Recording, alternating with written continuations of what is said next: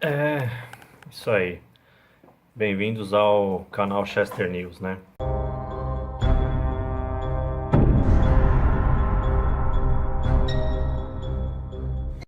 Teve essa questão da briga entre Rodrigo Maia e o Bolsonaro, né? O chefe da Câmara dos Deputados e o presidente da República.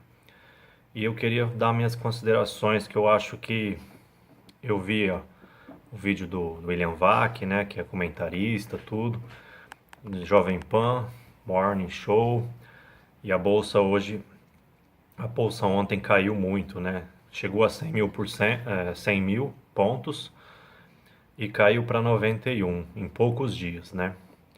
Só que eu acho assim, em 3 meses de governo do Bolsonaro, já dá para ter uma noção assim, o estilo dele, né, de governar.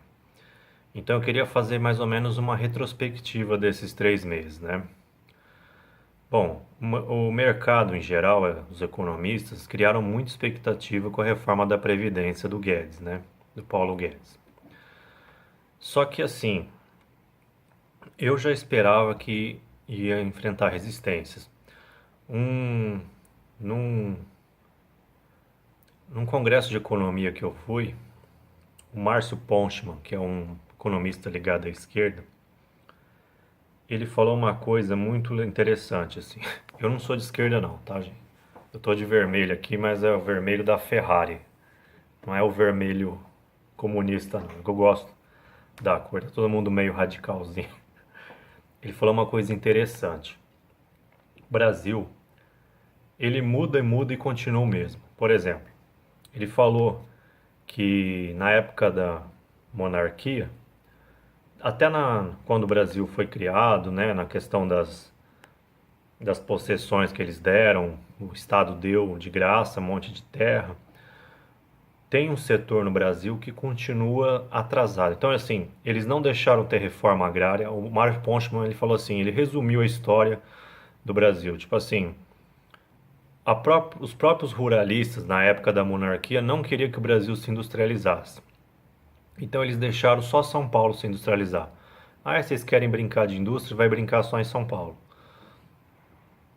Essa mesma elite não deixou ter reforma agrária, que foi uma conquista dos Estados Unidos, na Europa, que deu distribuição de renda.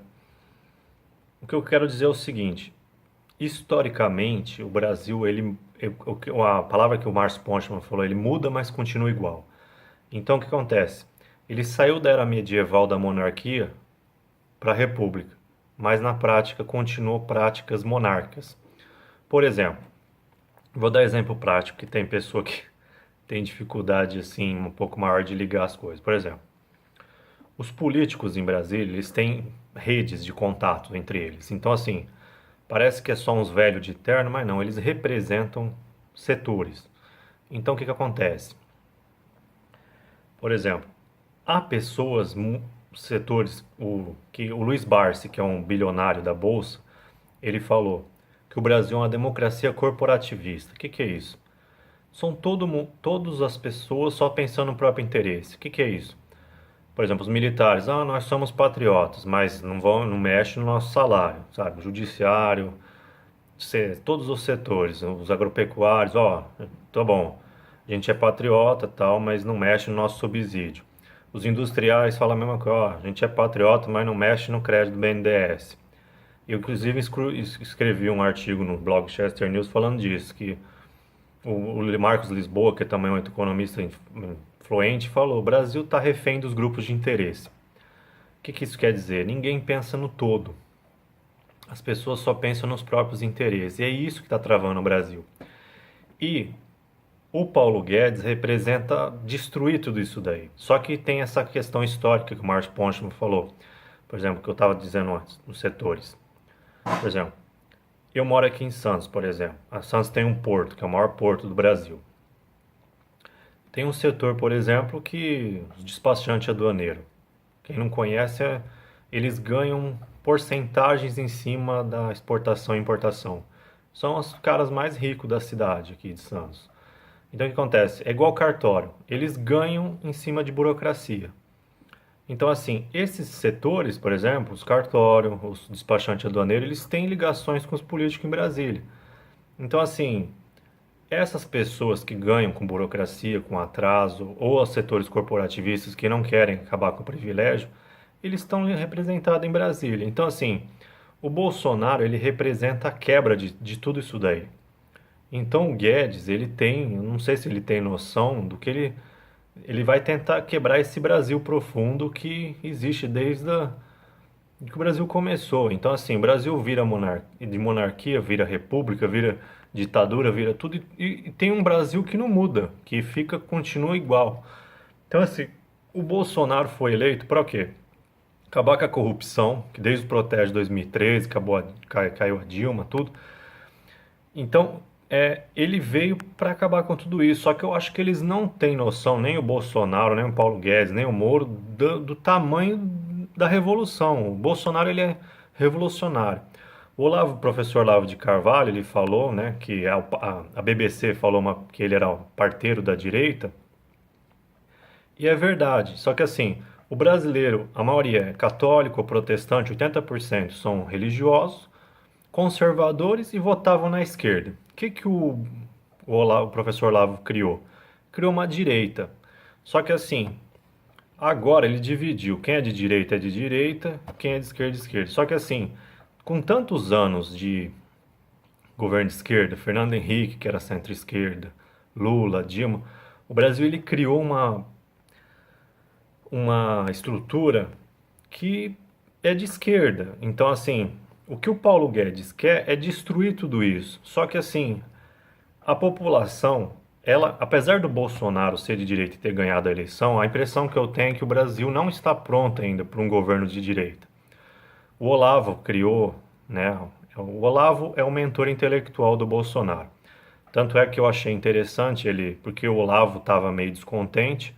Essa viagem que o Bolsonaro fez nos Estados Unidos, ele elogiou publicamente o Olavo, que estava lá nos Estados Unidos junto com ele. Isso foi bom, porque o Olavo praticamente é o sustentáculo intelectual do Bolsonaro. Se o professor Olavo, sair e parar de apoiar o governo Bolsonaro, acho que perde 80% da sustentação. Na questão da corrupção, o juiz Sérgio Moro, praticamente é o sustentáculo moral do Bolsonaro na questão da corrupção. E o Guedes é o sustentáculo econômico. Então, assim, o mercado comprou o Bolsonaro, que é a questão da aprovação da reforma da Previdência. Só que, assim, esses três, né, peças-chave do bolsonarismo, o professor Olavo, o Guedes e o Moro, estão sofrendo ataques. Porque, por exemplo, essa questão mesmo da briga entre o Maia e o Bolsonaro começou por quê? Vamos ser sinceros, o Moro, ele é um juiz ótimo, tudo, mas ele é estrategista. Então, o que acontece? O Temer foi preso e foi preso o sogro do Maia. O que acontece? O Maia interpretou isso como assim, como se fosse tipo assim, o Moro, a mando do Bolsonaro, deu um recado para o Congresso assim, ó, ou vocês aceitam a nova política sem troca, sem articulação, sem tomar lá da caça, senão a gente vai prender todo mundo. Então o que aconteceu? O Maia ele falou, não, aqui quem manda é a gente, já soltou aquela bomba, fez a bolsa cair e tal. Então o que acontece? Vamos ser sinceros, o Moro, ele agiu mesmo quando era época de juiz de forma estratégica. Eu não sou contra isso porque eu acho que os governantes, os juízes, a Suprema Corte, elas têm uma margem para agir politicamente, desde que seja no interesse do país, não uma coisa pessoal, né? Um projeto pessoal. Então, por exemplo, o Moro prendeu o Lula, tá? Descobriu que ele tinha crimes e tal, prendeu. Só que ele soltava coisas assim de forma, né, seletiva e tal. O Maia interpretou a prisão do sogro, até zoaram no Morning Show, que ele falou que é padastro, né? Ele não é genro, porque é padre. É uma discussão ridícula, mas aconteceu. Então, assim, o, não é, não é, não é sogro, porque que é padrasto mulher que ele é casado. Então, assim, eu achei também, por exemplo, o Paulo Guedes muito agressivo no Congresso. Ele meio que foi inábil, assim, tipo, pegou muito mal essa questão dele falar, se ninguém gostar do meu trabalho, eu saio, tal. Isso aí não pegou bem, porque, assim, ou ele não tem noção do desafio que ele tá e não sabe o que que é um ministro, porque numa democracia capitalista, o ministro ele tem que convencer o Congresso, principalmente da economia, se ele quer fazer várias reformas econômicas. O Congresso representa o povo. E a narrativa de esquerda já ganhou força. Então, por exemplo, setores que têm privilégios, alto funcionalismo público, já pagaram estudos técnicos e tal, e na mídia, nos grupos de política do Facebook, principalmente, Twitter, ganhou a narrativa igual do Temer, que a reforma seria para prejudicar os mais pobres. Então, assim, na questão política, nas mídias sociais, o governo Bolsonaro teve uma derrota. E como os congressistas são ligados às mídias sociais, eles não falam isso, mas eles sempre monitoram o que o povo viu, eles viram que a, o apoio da reforma da Previdência na população diminuiu, aí os números que eles precisavam para aprovar a reforma caiu. Então, assim, o que eu quero dizer parece besteira, mas assim, eu tô tentando ver o profundo, o que que tá por trás dessa briga do Maia e o Bolsonaro. Na verdade, é uma questão de estratégia, porque o Moro mandou prender o Temer e o sogro do Maia. Aí ele meio que falou assim, ó, os políticos pensaram assim, não, é assim que vão aprovar as coisas, agora mandando o PF na porta da gente, porque, vamos ser sinceros, a gente como cidadão, eu, por exemplo, votei no Bolsonaro. O que que é? O Paulo Guedes é um sonho de consumo dos economistas, para o Brasil ter um setor privado grande, acabar com o corporativismo. Então, o Paulo Guedes é um sustentáculo do Bolsonaro. Ele saindo, acabou o governo.